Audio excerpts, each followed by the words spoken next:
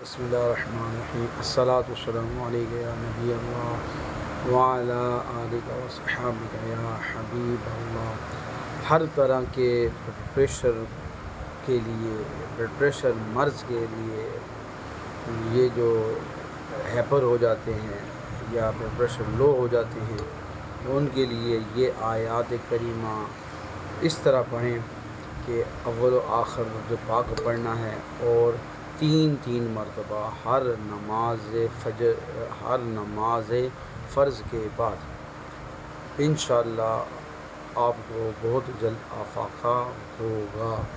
تو یہ آیت کریمہ یاد بھی کر لیں اور اس کو وظیفے کے طور پر پڑھا کریں۔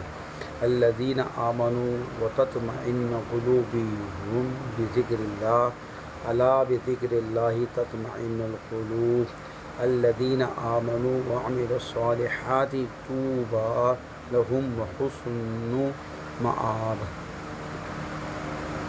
یہ آیات کریمہ آپ یاد کریں گے تو انشاءاللہ اس کو ہر فرض نماز کے بعد اول و آخر درود پاک پڑھنے کے ساتھ پڑھیں گے تو ہر قسم کا پریشر یعنی بڑا ہائی ہونا یا لو ہونا تو انشاءاللہ اس کے لیے افاقہ ہوگا۔